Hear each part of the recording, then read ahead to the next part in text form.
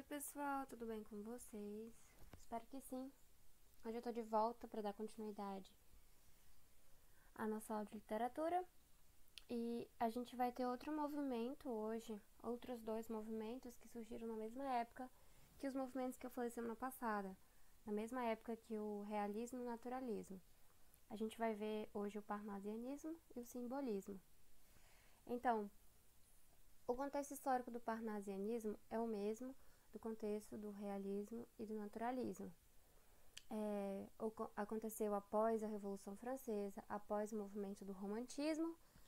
Então, era um movimento que nasceu, na verdade, em reação a esses movimentos romantistas. Ele foi uma escola literária que também foi marcado pelo objetivismo e principalmente pela oposição ao romantismo. Ele surgiu na França, junto com o naturalismo e o realismo, mais ou menos em 1850. E Parnaso é como se chama a montanha consagrada a Apolo e as musas da poesia na mitologia grega. Esse nome ele foi inspirado nessa montanha. Então, e a frase que marca esse movimento é arte pela arte. É desse carinha aqui, Teófilo, e significa a produção da arte pela essência e a metalinguagem, ou seja, eles estavam indo contra todos os ideais do romantismo. Eles buscavam que essa interpretação das questões humanas por meio do cientificismo, do positivismo e do materialismo. Como eu falei anteriormente, o positivismo foi a maior teoria que estava predominante na época em relação à busca pelo progresso por meio da ciência empírica, conhecimento empírico. E esse movimento ele se baseava no culto da forma, na imparcialidade, na impessoalidade, na poesia universalista e no racionalismo. Ele tentava justamente transmitir esses mesmos ideais. Só que a gente vai ter uma diferença do parnasianismo para o realismo. As principais características dele se resumem em oposição ao romantismo, a linguagem clássica, culta, rebuscada e refinada. Lembrando, o naturalismo e o realismo, a linguagem é simples e direta. Aqui não. A linguagem ela vai ser rebuscada, refinada, culta e clássica. Ou seja, ela vai estar cheia de firulas nas produções. As produções artísticas do parnasianismo, elas eram marcadas pelo quê? Pelo rigor estético. Eles eram extremamente detalhistas, extremamente minuciosos. Por quê? Eles voltaram a valorizar a cultura clássica, ou seja, a cultura grega e romana. Vocês vão observar isso nas obras e nas pinturas, principalmente nas pinturas, vocês vão observar isso. E a maioria dos artistas que eram ligados ao parnasianismo, eles sempre vão se destacar porque eles descrevem de forma detalhada as cenas e os objetos presentes nela. Ou seja, eles não vão ser como os realistas que buscam transmitir a ideia de forma direta. Não, eles vão detalhar todas as circunstâncias além do que está acontecendo. Eles eram objetivos, apesar das firulas que eles utilizavam, e eles vão focar muito nos temas históricos. Eles vão buscar a perfeição por meio dessas histórias. Eles vão valorizar a metrificação e a impessoalidade. Quanto mais métrico e proporcional, mais vai ser valorizado nessa época. Na literatura, o que a gente vai observar? Vai ser uma crítica absurda à simplicidade da linguagem. Então, eles também vão em contra nesse aspecto ao realismo e ao naturalismo, porque, como eu falei, a principal marca do parnasianismo é a linguagem rebuscada e os conceitos voltados para o clássico. O que eles vão fazer? Eles vão valorizar a paisagem nacional, eles também vão valorizar o sentimentalismo, já que é arte pela arte. E os autores eles vão criticar essa simplicidade, valorizar a paisagem natural e o sentimentalismo, porque eles vão ver que isso é uma forma de subjugar os valores da poesia. Então, eles vão vir com essa proposta mais inovadora de uma poesia com essa linguagem rebuscada, diferente do realismo e do naturalismo, só que ela vai ser racional e, de acordo com o ponto de vista formal, ela vai ser perfeita. ou seja, eles transmitiam as ideias, enchiam com palavras rebuscadas, porém se mantinham racionais. Eles tentavam ser muito, não padronizados, mas clássicos mesmo, no sentido da palavra. Eles acreditavam no quê? Eles acreditavam que se eles estivessem apoiados num modelo clássico, lembrando do grego romano, eles poderiam contrapor esses exageros e a fantasia típica do movimento do romantismo. Eles eram extremamente críticos e até algumas obras odiosas em relação ao romantismo. Na literatura, a gente vai observar a idealização da arte pela arte, essa perfeição, essa busca pela perfeição formal, preferência por sonetos na poesia e na prosa. A gente vai observar essa preferência pela descrição, detalhamento das circunstâncias e dos objetos das pessoas que vão estar presentes, rimas raras, vocabulário culto, o objetivismo, o racionalismo vai estar presente, tanto quanto o universalismo. Eles vão ser extremamente apegados ao clássico, e vai ter essa rejeição do lirismo. No Brasil, o que a gente vai observar no parnasianismo?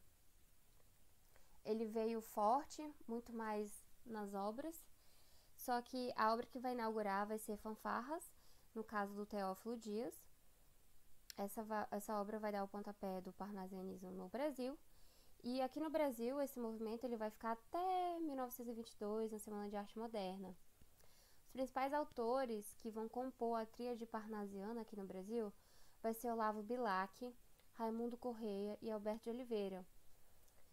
Se em alguma questão cair sobre a tríade parnasiana, lembrem-se desses nomes: Olavo Bilac, Raimundo Correia e Alberto de Oliveira.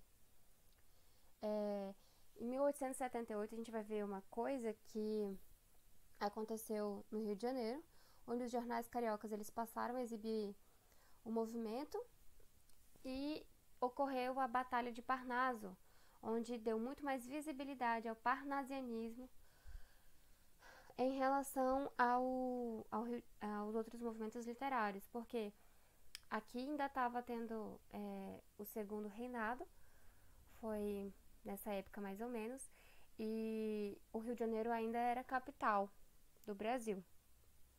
E agora a gente vai ver o simbolismo. Então, pessoal, aqui no simbolismo. O simbolismo, ele foi outro movimento, também surgiu na mesma época. Ele teve início também na França, com o Charles e a publicação dele As Flores do Mal, em 1857. E o simbolismo ele vai trazer aspectos do romantismo.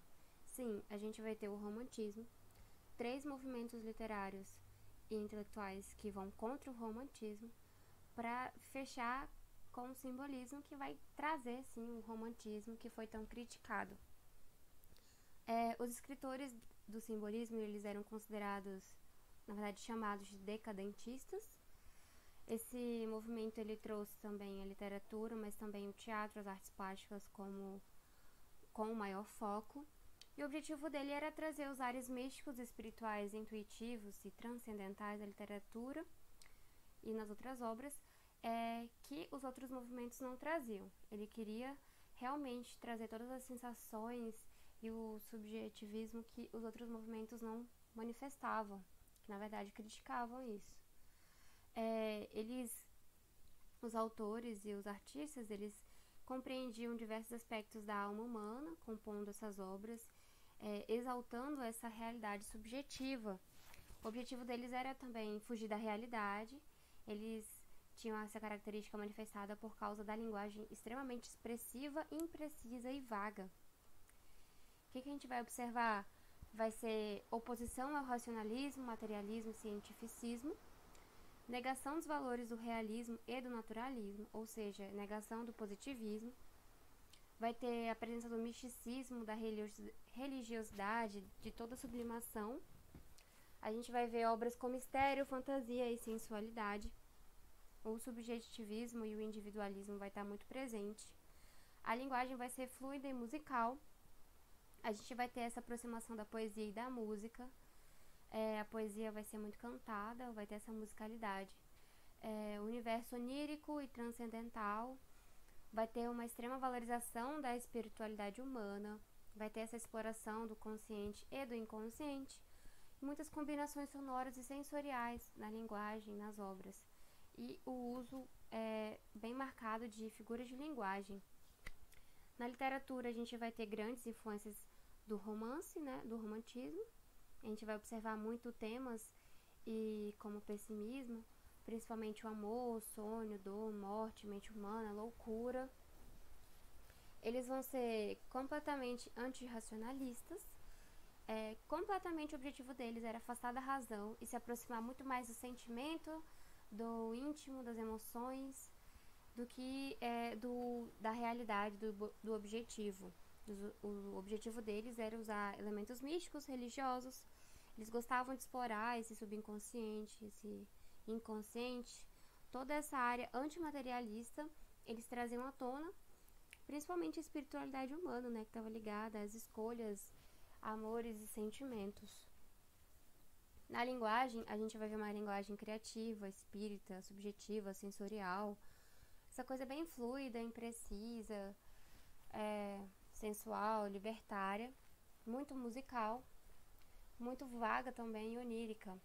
A gente vai observar que eles vão ter uma fixação pelas estruturas dos poemas, eles vão ter muitos sonetos, com uma linguagem subjetiva, uma linguagem que vai ter fluidez, mas vai ser vaga, e sempre vai ser sugestiva demais ao invés de objetiva. O vocabulário era rico, eles vão adicionar novas palavras, e esse aspecto da musicalidade vai estar muito forte por meio das figuras de linguagem. Essa musicalidade ela vai utilizar recursos como a sinestesia, a aliteração, a onomatopeia e a assonância.